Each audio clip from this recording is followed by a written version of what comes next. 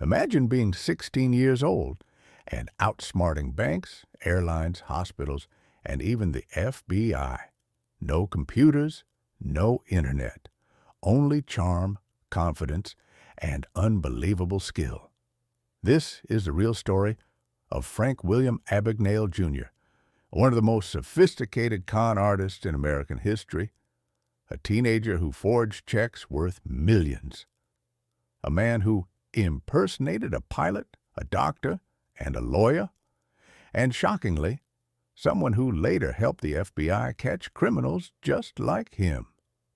Today, we dive into the real life behind the movie Catch Me If You Can. The crimes, the escapes, the psychology, and the unbelievable transformation.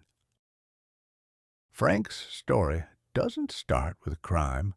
It starts with heartbreak. Born in 1948, he was extremely close to his father, Frank Sr., a charming businessman who struggled financially. But when Frank was 14, his parents divorced. For young Frank, the divorce shattered everything. He was forced to choose between his mother and father in court. He ran, literally left home at 16 with just $25 and a checkbook. He wanted survival, but survival turned into something much bigger. Frank noticed something. Checks were incredibly easy to manipulate. He began altering deposit slips, boosting balances, and forging signatures. Banks didn't question a clean-cut teenager with confidence. Soon, he upgraded his strategy. He printed his own checks, perfect imitations of real ones. Stores accepted them without hesitation. The rush of success fueled him, and the crimes escalated. Frank wanted more. He wanted access. He wanted respect. He wanted to fly.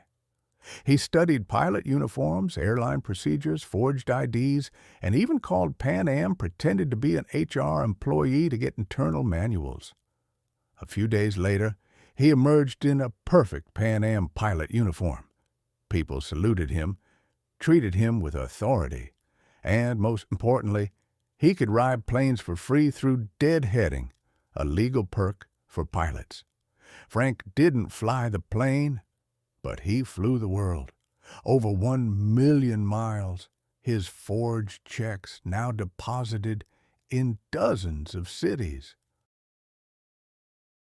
After the pilot act became risky, Frank reinvented himself again, this time as Dr. Frank Connors, supervising resident at a Georgia hospital.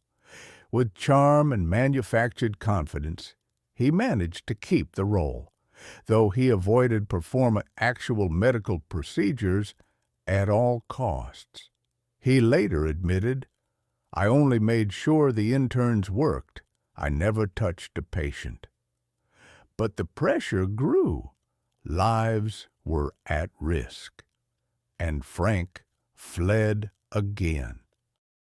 Most people would panic. Frank took the New York bar exam 3 times and passed once. Yes, he genuinely passed it. He blamed youthful focus and nothing to lose. He worked in the Louisiana Attorney General's office for nearly a year. But again, too much attention. So he disappeared. By now, Frank was on the radar of one determined man, FBI Agent Carl Hanratty, real name Joseph Shea. The two developed a strange cat-and-mouse connection, almost friendship. Frank forged millions in checks across 26 countries. Banks were humiliated. Law enforcement was frustrated. Airlines were furious. The chase stretched across continents.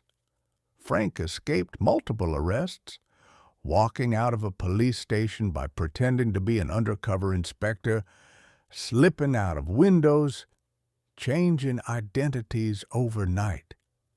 He was unstoppable. until Europe stopped him. In 1969, French police finally arrested him for check fraud. He spent months in a harsh French prison, cold, dark, miserable. Then Sweden imprisoned him for additional fraud charges. After international negotiations, Frank was extradited back to the U.S. He received 12 years in federal prison. But here's the twist. The FBI realized Frank's criminal mind could be used for good. They offered him a deal. Work for us, help catch counterfeiters and forgers, and earn his freedom. He accepted. He built anti-fraud systems still used today. He became an FBI consultant. He opened a legitimate security firm. He taught banks how to stop the crimes he once perfected. Frank married, raised children, and lived quietly in the U.S. He became a respected figure, lecturing, consulting, warning people about scams. His life was eventually turned into Steven Spielberg's film Catch Me If You Can, starring Leonardo DiCaprio and Tom Hanks. But the real story is even more unbelievable.